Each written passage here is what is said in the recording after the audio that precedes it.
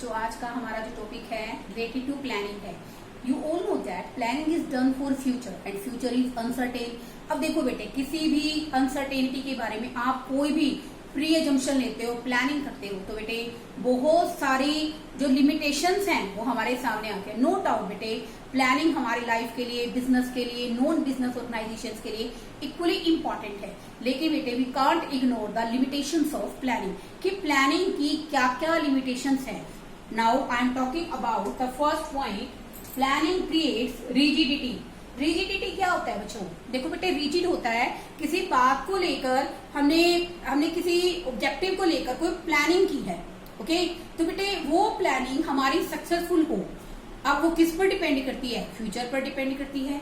लेकिन बेटे कई बार बिजनेस के अंदर there are so many favourable opportunities which we can gain in a business, but due to planning we have to work according to plan. हमें क्या करना पड़ता है? प्लान के अकॉर्डिंग काम करना पड़ता है।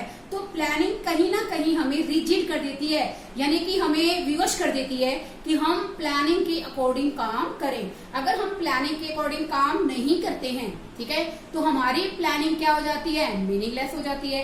अब देखो बेटे, हम कहते हैं कि planning has the quality of flexibility.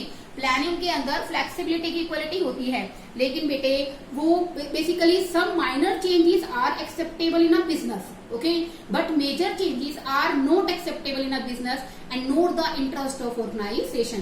There are two types of inflexibility. First, internal inflexibility, और सेकंड होती है स्टूडेंट हमारी एक्सटर्नल इनफ्लेक्सिबिलिटी। देखो बेटे, हम सबको पता है कि बिजनेस के अंदर जब हम प्लानिंग करते हैं तो हम बच्चों थोड़ी बहुत फ्लेक्सिबिलिटी मेंटेन करते हैं ताकि प्लान्स को रिवाइज किया जा सके। तो देखो बेटे, छोटे छोटे चेंजेस तो हम कर सकते हैं, but minor changes are acceptable, but more changes are not acceptable for the business. There are two type of flexibility. Inflexibility यानी कि बेसिकली हम चेंजेस नहीं कर सकते। जैसे बच्चों, हमने प्लानिंग के दौरान कंपनी के रूल्स बनाए हैं, ठीक है ना, हमने कंपनी के रूल्स बनाए, पॉलिसीज बनाई है, कंपनी की ऑब्जेक्टिव्स बनाए हैं, तो ये कहीं ना कहीं क्या रहेंगे? सेम रहेंगे। और हमें काम करते हुए इन सबको इक्वली फॉलो करना पड़ेगा। तो ये बिजनेस के एनवायरमेंट को इंटरनली क्या बना देता है? इनफ्लेक्सिबल बना देता है, यानी कि चेंजेस को ओप्ट नहीं कर पाता। Second one, external inflexibility. External inflexibility का मतलब क्या है? देखो बेटे, बिजनेस ऐसा नहीं है कि केवल इंटरनल एनवायरनमेंट से अफेक्ट होता है, business also affected by external environment, जो बाहरी एनवायरनमेंट है। जैसे बेटे बाहरी एनवायरनमेंट में क्या आ गया? हमारा पॉलिटिकल एनवायरनमेंट हो गया student, political environment. Second one, हमारा इकोनॉमिक एनवायरनमेंट, जिसका हमारे बिजनेस पर क्या पड़ता है स्टूडेंट? इफेक्ट पड़ता है। ऐसे ही स्टूडेंट हो गया हमारा कंपटीटर प्राइस पॉलिसी, जिस तरह का हम बिजनेस कर रहे हैं और हमारे कंपटीटर की प्राइस पॉलिसी क्या है, वो भी बेसिकली क्या करती है? हमारे प्लानिंग में बेसिकली हमारे प्लानिंग को पूरी तरह से इनफ्लेक्सिबल बना देती है। अब देखो बेटे, होता क्या है कि यहाँ पर बच्चों एनवायरनमेंट में चेंजेस आ रहे हैं, कंपटीटर की प्राइस पॉलिसी में चेंज आ रहे हैं, लेकिन बेटे ये चेंजेस हम लोग फॉलो नहीं कर पाते। कई बार बेटे बिजनेस के सामने बहुत अच्छी अपॉर्चुनिटीज होती हैं ग्रोथ करने की, डेवलपमेंट करने की, but we in a planning process I have already defined to my each and every employee to do work according to the planning. So planning creates rigidity. Planning हमें कठोरता से काम करने के लिए, रिजिडिटी से काम करने के लिए क्या कर देती है? प्रिपेयर करती है। हम लोगों को ना चाहते हुए भी अपॉर्चुनिटी कितनी अच्छी है लेकिन उसको ग्रैब नहीं कर सकते। हम उसको क्यों नहीं ग्रैब कर पा रहे हैं? उसका कारण यही है कि प्लानिंग के कारण हमें क्या करना पड़ता है? रिजिडिटी से काम करना पड़ता है। Second one student, planning does not work in a dynamic environment. अब देखो बेटे, प्लानिंग आप किसके लिए कर रहे हैं student? Planning is done for future. Future क्या है स्टूडेंट? अनसर्टेन है, ठीक है बच्चों, फ्यूचर यहाँ पर क्या है? अनसर्टेन है। तो अब देखो बेटे, मान लो बेटे हमारी जो कंपनी की पॉलिसी है वो स्टूडेंट क्या है? सेल्स को मैक्सिमाइज करने की है। सेल्स को मैक्सिमाइज करना है पर ईयर 10%। ओके, अब यहाँ पर बच्चों हमें पर ईयर सेल्स को मैक्सिमाइज करना है, तो इसका मतलब बिजनेस का एनवायरमेंट क्या है स्टूडेंट, अनसर्टेन है। Business environment is also affected by the local environment and also affected by the national और इंटरनेशनल एनवायरमेंट। ठीक है बच्चों, अब देखो बेटे, जो कंपनी की पॉलिसी है सेल्स को मैक्सिमाइज करना है, पर ईयर कंपनी क्या करे, 10% सेल को इंक्रीज करे। अब क्या हुआ, पॉलिटिकल चेंज आ गया।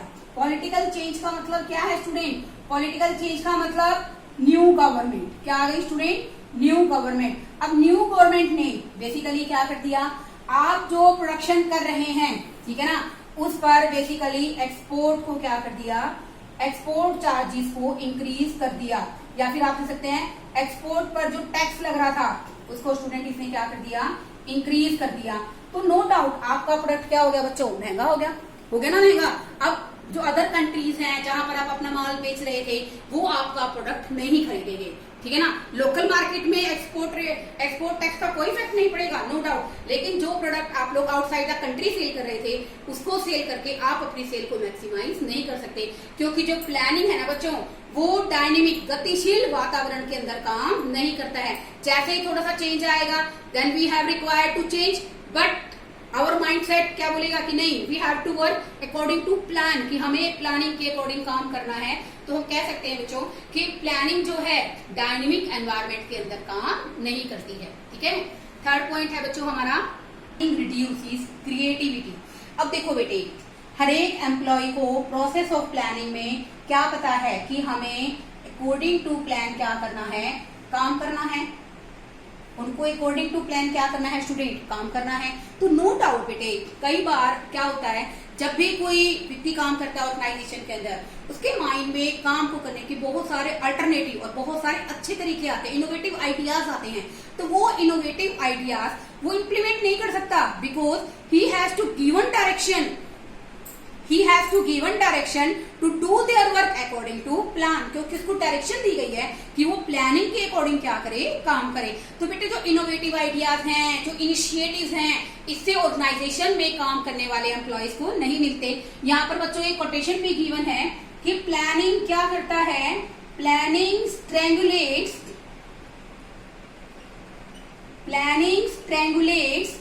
प्लानिंग कहीं ना कहीं क्या कर देता है स्टूडेंट, स्ट्रेंगुलेट कर देता है the initiative of employees. Planning strangulates the initiative of employees and initiative of employees and compares them to work और उनको हर तरह से कंपेल करता है, मजबूर करता है कि वो काम करें। किस तरह से काम करें, in a inflexible manner, work in inflexible manner. इसका मतलब क्या है बच्चों, कई बार है ना पेपर के अंदर कोटेशन आ जाती है और आपसे पूछ लेते हैं वैल्यू बेस्ड क्वेश्चन में कि ये कोटेशन हमें क्या बता रही है। इसलिए बेटे मैंने स्पेशली इसको लिखा है। देखो बेटे, प्लानिंग स्ट्रेंगुलेट्स होता है बेटे, लंगड़ा कर देता है। जो इनिशिएटिव पावर है स्टूडेंट्स, इनिशिएटिव पावर है एम्प्लॉयज के अंदर, जो बहुत इनोवेटिव स्किल्स हैं, उनको हर तरह से लंगड़ा कर देता है। Because they have to work, क्योंकि प्लानिंग उनको कहीं ना कहीं कंपेल करता है, मजबूर करता है कि वो इनफ्लेक्सिबल होकर, यानी कि बिना कुछ सोचे समझे, बिना किसी इनोवेटिव आइडिया के, सिर्फ कंपनी के ऑब्जेक्टिव्स को अचीव करने के लिए ही प्लानिंग के अकॉर्डिंग काम करे। तो कहीं ना कहीं जो प्लानिंग है, ऑर्गेनाइजेशन में काम करने वाले एफिशिएंट एम्प्लॉयज की जो इनिशिएटिव है, या कह सकते हैं उनकी जो थिंकिंग पावर है, उसको पूरी तरह से लंगड़ा कर देते हैं, उनकी सोचने समझने की शक्ति को खत्म कर देते हैं। Because they have to do work in a inflexible manner as well as instructions given by their seniors. Okay, cost. अब देखो बेटे, planning is a short word, कितना डिफिकल्ट वर्ड है, very short and easy pronounceable word.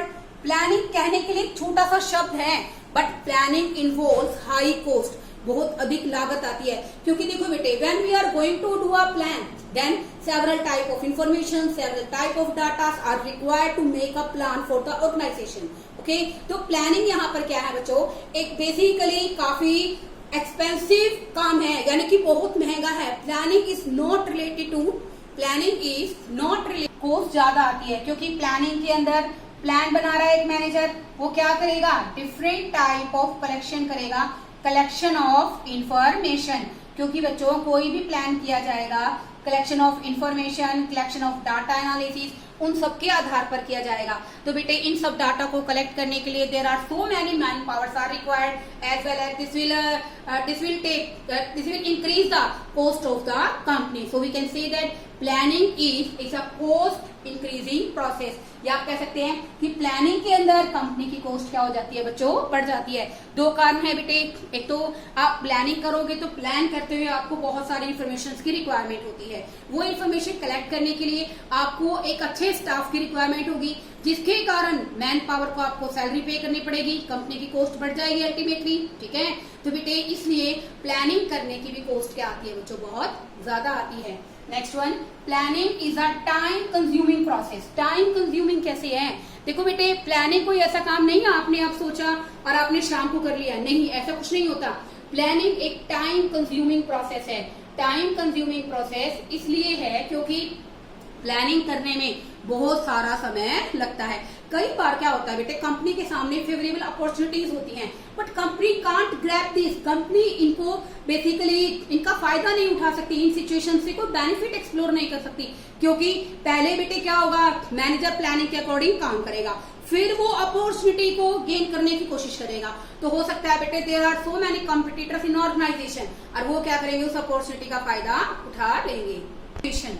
Then the opportunity for gaining the profit will be slip out to the hands of the company. Profit कमाने का जो एक अच्छा मौका था वो कंपनी के हाथ से निकल जाता है, क्योंकि बेटे प्लानिंग एक टाइम कंज्यूमिंग प्रोसेस है। Under the process of planning the manager has to work according to plan. जब वो प्लानिंग के अकॉर्डिंग काम करता है, जो फेवरेबल अपॉर्चुनिटी उसके पास आती है मोर एंड मोर प्रॉफिट को कमाने की, वो कंपनी के हाथ से निकल जाती है।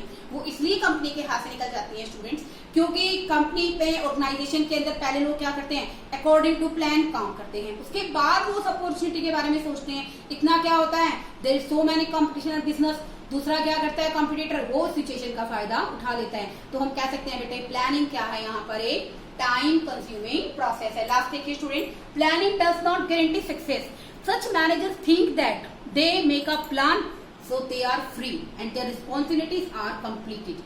कई बार बेटे मैनेजर्स क्या सोचते हैं कि हमने प्लानिंग कर ली, हमारा काम क्या हो गया, खत्म हो गया। तो बेटे वो किसी भी तरह से अपने किए गए प्लानिंग के अकॉर्डिंग काम चल रहा है नहीं चल रहा। मैंने आपको ध्यान हो स्टूडेंट एक टॉपिक कराया था बच्चों, उसके अंदर था प्लानिंग प्रोसेस में last point follow up action, समीक्षा करना कि आपका जो काम है एज पर प्लान चल रहा है या नहीं चल रहा। तो यहाँ पर जो मैनेजर्स है ना स्टूडेंट, वो क्या सोचते हैं कि बेसिकली हमने प्लानिंग कर ली है, there is no responsibility for the successful implementation of the plan, our responsibility only and only to make the plans। तो क्या होता है बच्चों, वो अपनी रिस्पॉन्सिबिलिटी को निग्लेक्ट कर देते हैं, उनको इग्नोर कर देते हैं। तो उसका नुकसान किसको होता है, ऑर्गेनाइजेशन को होता है, क्योंकि प्लानिंग करने का अर्थ ये नहीं है कि आपको सक्सेस गारंटेड मिल जाएगी, नहीं मिलेगी। Because you have to as a manager you have to constant review the plan, the work is according to plan and not. आपको कोई कमी लगती है, आपको कोई डिविजन या डिफरेंसेस लगते हैं, then you have to take the remedy. आपको रेमेडी लेनी पड़ेगी। आपको कई ऐसे सजेशंस मिलेंगे जिसके थ्रू आप क्या कर सकते हो, कंपनी की ऑर्गेनाइजेशन को benefit. Planning offers a sense of security to the manager so they become careless. तो बेटे प्लानिंग से उनको क्या आ जाती है, सिक्योरिटी आ जाती है। तो बेटे कहीं ना कहीं प्लानिंग उनको क्या बना देती है, हर तरह से लेजी बना देती है, इररिस्पॉन्सिबल बना देती है। तो बेटे प्लानिंग करने का अर्थ ये नहीं है कि आपको सक्सेस मिलेगी। प्लानिंग करने का अर्थ ये है कि आप ये देखें कि आपने जो प्लानिंग की है क्या काम उसके अकॉर्डिंग चल रहा है नहीं चल रहा। So we can say that there are so many limitations of the planning. It's also important topic. अब देखो बेटे, you all know that there are so many importance, बहुत इंपॉर्टेंट है बच्चों प्लानिंग करना। लेकिन बेटे कहते हैं ना, कोई भी चीज है बच्चों दुनिया में, उसके पॉजिटिव और नेगेटिव, प्रोस एंड कॉन्स, दोनों चीज अवेलेबल होती हैं। मैंने प्रीवियस टॉपिक में आपको डिस्कस किया था कि प्लानिंग करना क्यों जरूरी है, why the planning is required. अब ये जो क्वेश्चन है बच्चों, limitations of planning number of times value based का पार्ट बनता है बेटे। जैसे मैंने अभी ये लाइन लिख के आपको बताई कि इसका मतलब क्या है, ठीक है। ऐसे बेटे प्लानिंग क्रिएटिविटी को रिड्यूस कैसे करता है, टाइम कंज्यूमिंग क्यों है, कॉस्ट कंज्यूमिंग क्यों है। तो बेटे देयर आर सेवरल टॉपिक्स। अब बेटे आपका इस चैप्टर के सिर्फ 2 ही टॉपिक रहते हैं, बेसिकली टाइप ऑफ प्लान्स और डिस्टिंग्विश बिटवीन द प्लान्स। बेटे अच्छे ढंग से रूटीन में प्रिपेयर कीजिए, सिर्फ आपको एक ही टॉपिक कराया जाता है ताकि आप इसको अच्छे ढंग से कर सकें।